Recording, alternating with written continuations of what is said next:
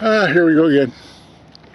I got on the tug on Martel's shift. Rob Martel? I hope so. He was a really good foreman. I got it. Thank you very much for giving me that opportunity, if he ever sees this. And I was a real son of a bitch. When he assigned it to me, I took a look at my pond crew. I decided to be a real bastard, right? Oh, shit. There's two ways of looking at this.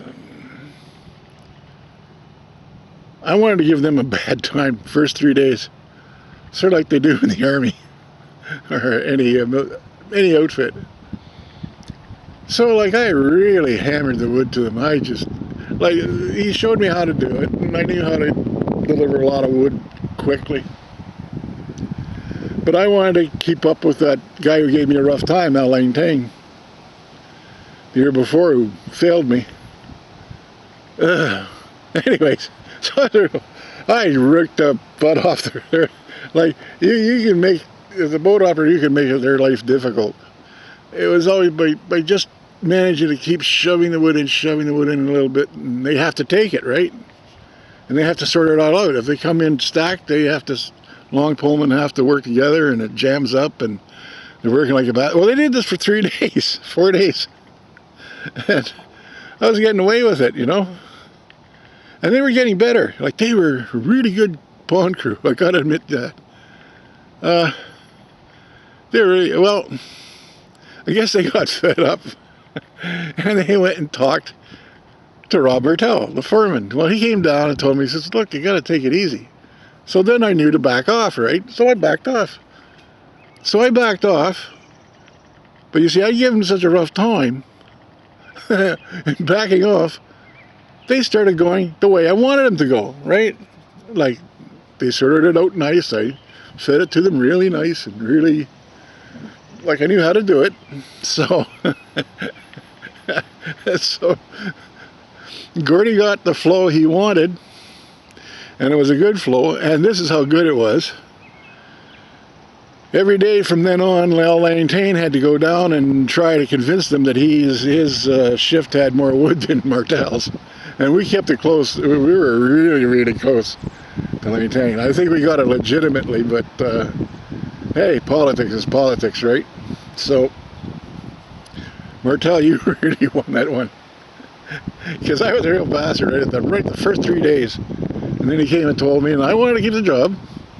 I said, okay, and I did. They backed off, and they didn't have any complaints after that because they knew how rough I could get. and they were beautiful pond. Oh, they were a beautiful crew. They were better than the ones I came off with Malloy's.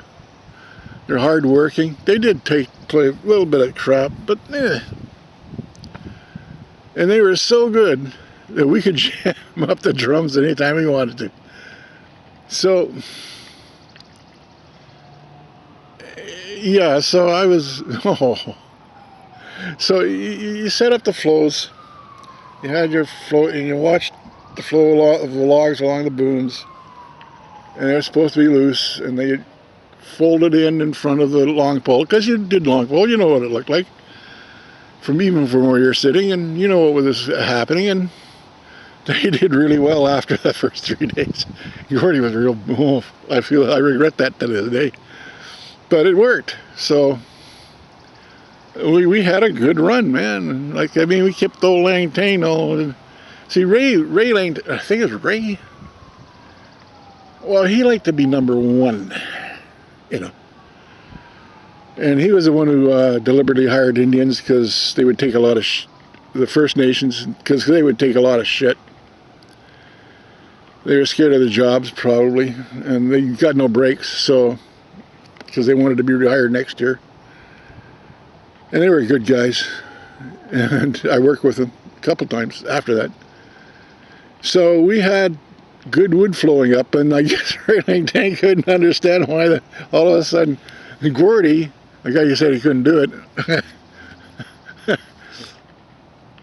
was the boat operator, the boat cap, the boat driver for this crew. He was keeping up to them. Man, we had good photographs, man. We had a good looking JackLadder all the time. And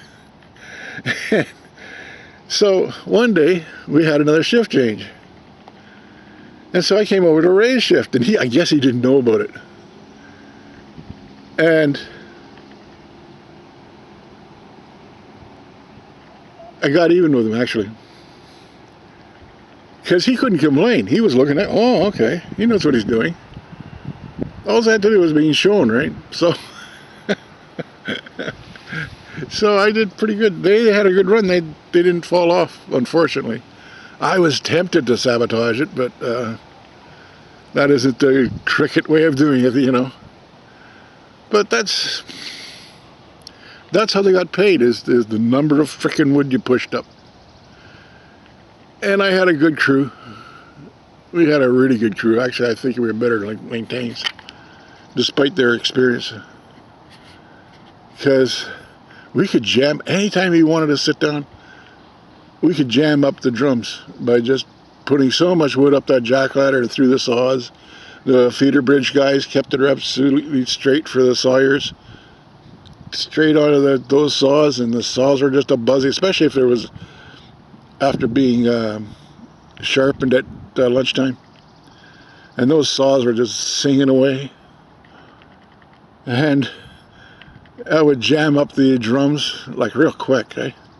And so, and yeah, so I had a good crew, but I had to be a son of a bitch to do it.